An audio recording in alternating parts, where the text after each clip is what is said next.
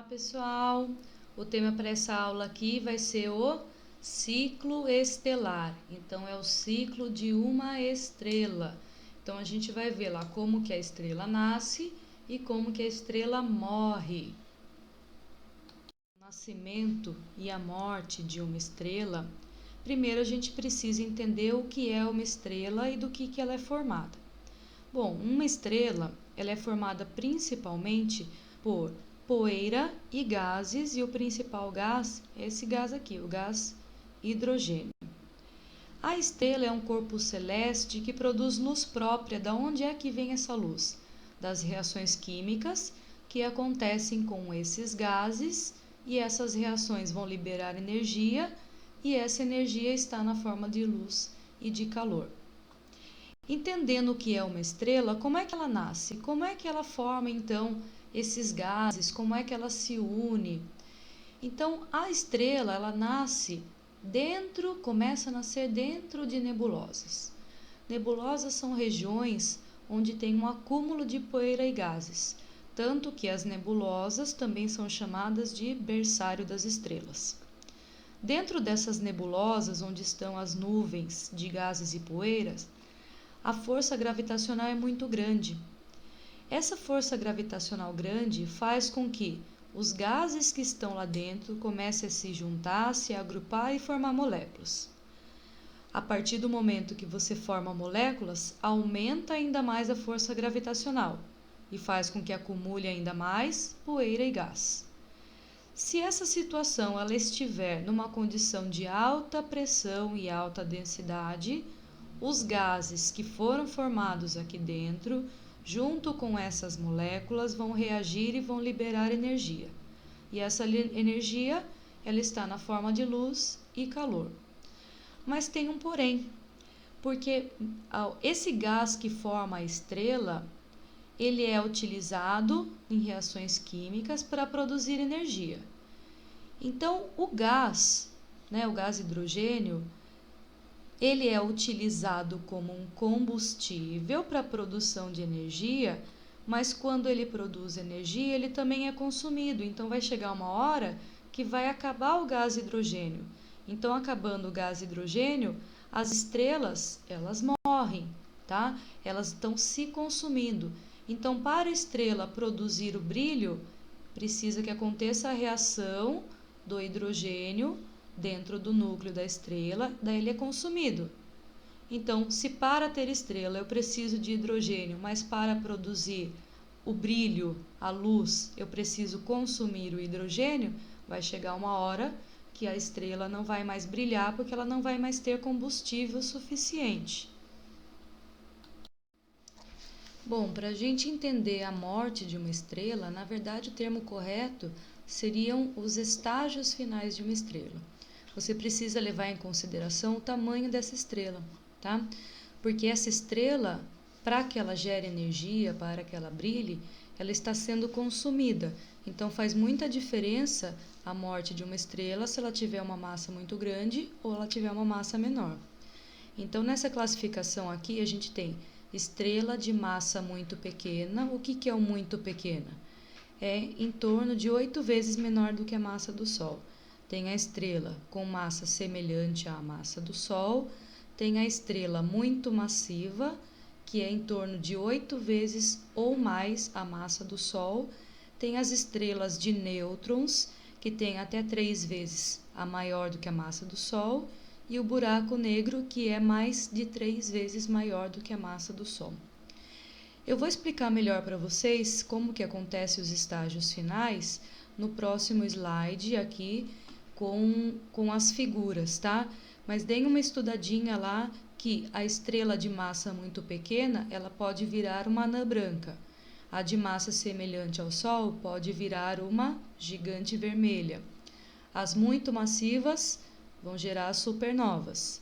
E as de nêutrons vão gerar a estrela pulsar. E o buraco negro, né, que a gente já falou um pouquinho na sala de aula, atrai toda a matéria e energia próximo dele, então ele pode sugar outros sistemas, outros astros que estiverem ao redor dele. Vamos entender então um pouquinho desse processo aqui. Então, as nebulosas, que são aquelas regiões chamadas de berçário das estrelas, onde acontece a união dos gases e poeira, vão gerar estrelas de porte médio ou muito massivas, de massa muito elevada. Nessas estrelas aqui, olhando o esquema de cima, o hidrogênio ele vai sendo consumido para gerar energia, que é na forma de luz e calor. Quando o hidrogênio consumido ele se esgota, o gás hélio vai se transformar em carbono.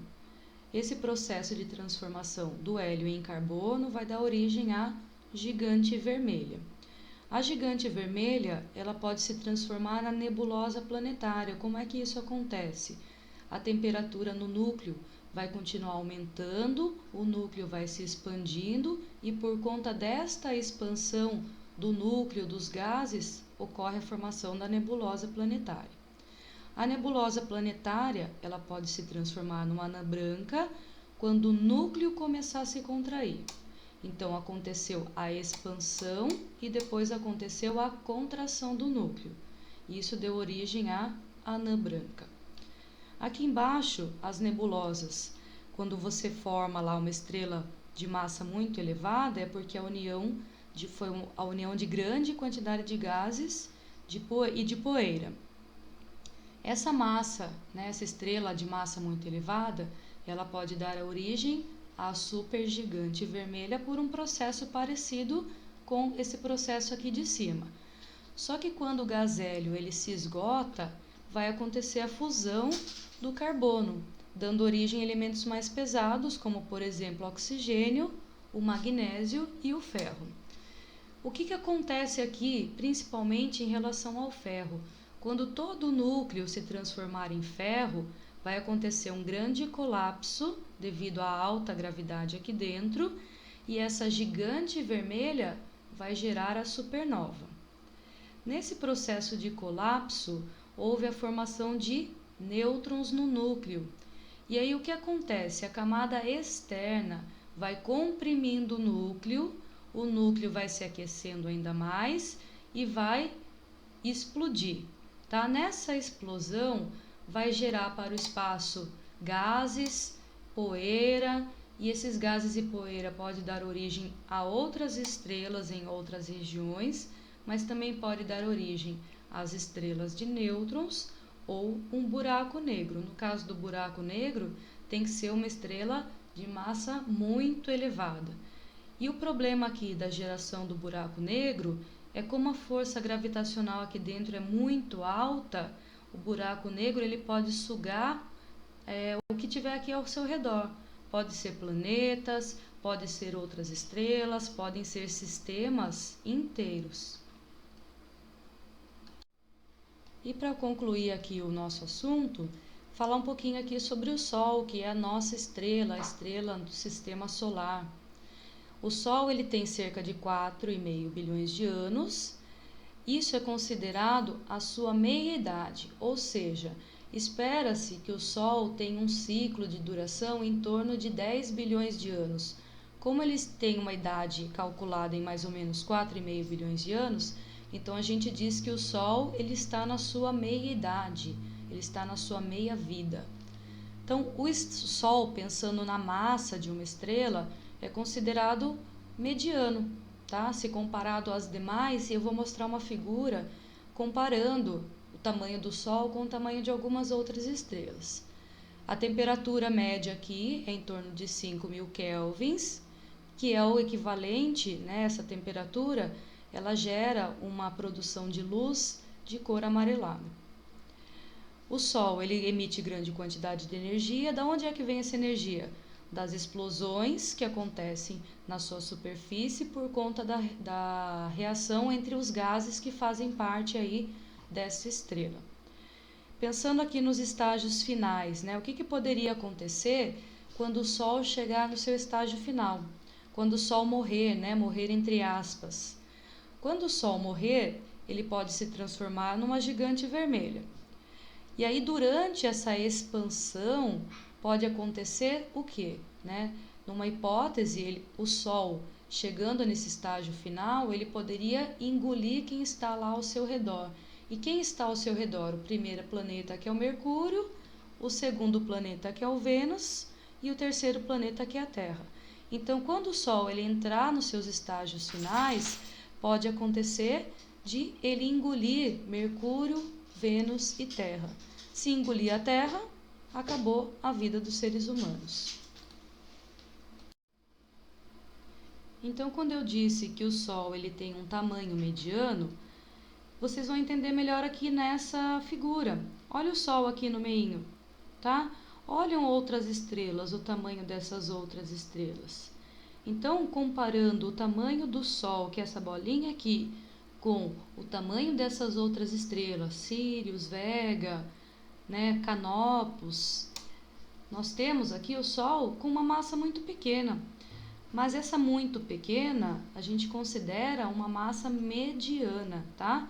Por comparação com as outras estrelas que você tem aí em outros sistemas.